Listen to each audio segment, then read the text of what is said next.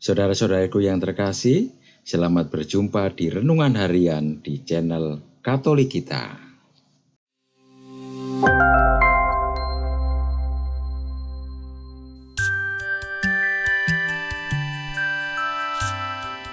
Hari ini, Minggu, 11 Agustus 2024.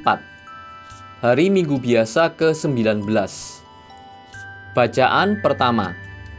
Bacaan diambil dari kitab pertama Raja-Raja, bab 19, ayat 4 sampai dengan 8. Sekali peristiwa, Elia masuk ke padang gurun sehari perjalanan jauhnya, lalu duduk di bawah pohon arar. Kemudian ia ingin mati, katanya, "Cukuplah sudah. Sekarang ya Tuhan, ambillah nyawaku. Sebab aku ini tidak lebih baik daripada nenek moyangku." Sesudah itu Elia berbaring dan tidur di bawah pohon arar itu. Tetapi tiba-tiba seorang malaikat menyentuh dia serta berkata kepadanya, "Bangunlah, makanlah." Ketika ia melihat sekitarnya, maka pada sebelah kepalanya ada roti bakar dan sebuah kendi berisi air. Elia makan dan minum, kemudian berbaring lagi. Tetapi malaikat Tuhan datang untuk kedua kalinya dan menyentuh dia serta berkata, "Bangunlah, makanlah. Sebab kalau tidak, perjalananmu nanti terlalu jauh bagimu." Maka bangunlah Elia, lalu makan dan minum. Dan oleh kekuatan makanan itu, Elia berjalan 40 hari 40 malam lamanya sampai ke gunung Allah, yakni Gunung Horeb. Demikianlah sabda Tuhan. Syukur kepada Allah. Bacaan kedua. Bacaan diambil dari surat Rasul Paulus kepada jemaat di Efesus, bab 4 ayat 30 sampai dengan bab 5 ayat 2. Saudara-saudara, janganlah kamu mendukakan Roh Kudus Allah yang telah memeteraikan kamu menjelang hari penyelamatan.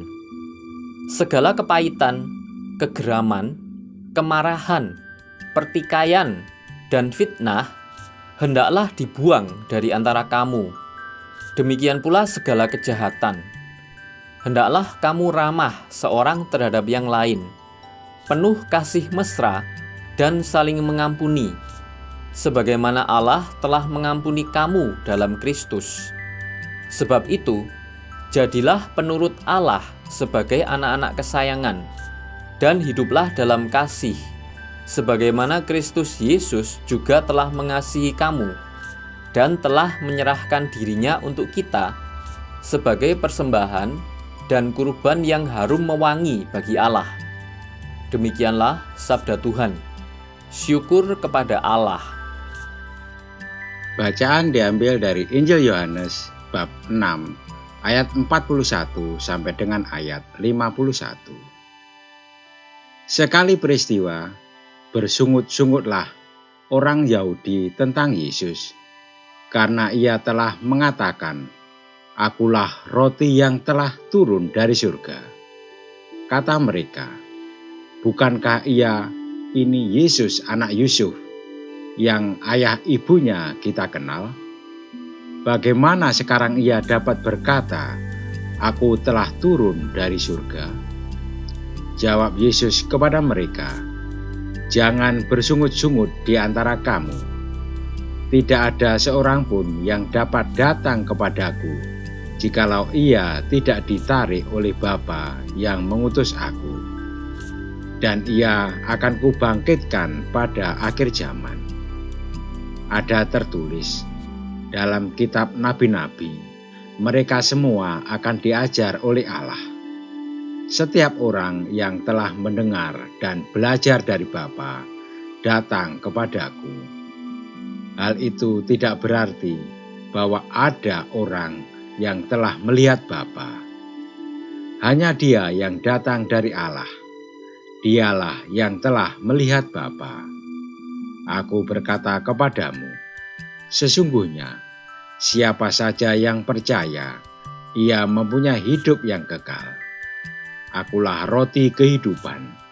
nenek moyangmu makan mana di padang gurun, dan mereka telah mati. Inilah roti yang turun dari surga. Siapa saja yang memakannya, ia tidak akan mati.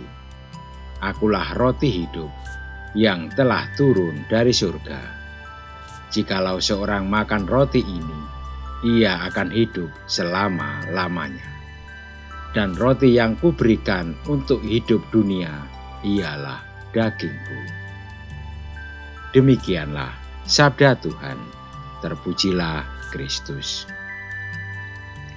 Saudara-saudaraku yang terkasih, ada ungkapan yang mengatakan manusia makan untuk hidup dan bukan hidup untuk makan. Namun yang terjadi kerap kali terbalik. Banyak orang hidup untuk makan, bukan makan untuk hidup. Akibatnya orang lupa diri, lupa tujuan sejati hidupnya. Di samping secara fisik, ia dalam bahaya obesitas atau kegemukan. Kendati demikian, makan tentulah penting. Kalau orang tidak makan, maka ia tidak bisa berbuat apa-apa. Ia tidak ada tenaga untuk beraktivitas dan bahkan mengancam hidupnya sendiri. Poinnya di sini adalah makanlah secukupnya.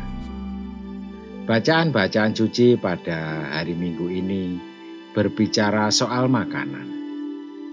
Namun bukan makanan jasmani, melainkan makanan rohani. Bagi kita orang Kristen, makanan rohani yang sejati adalah Tuhan Yesus sendiri.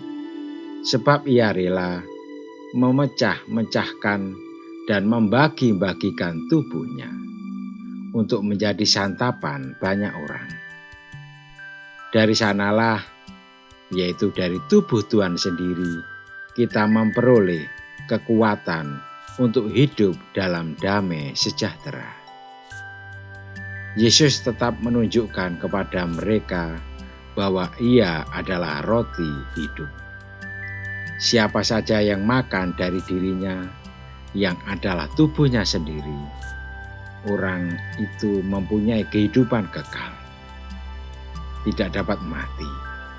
Yang dimaksud Yesus dengan tidak akan mati bukanlah dalam arti tidak mati secara fisik, melainkan dalam arti rohani. Pada saat kematian, fisik kita mati dan hancur menjadi tanah, sementara roh kita bersatu bersama Kristus di Firdaus.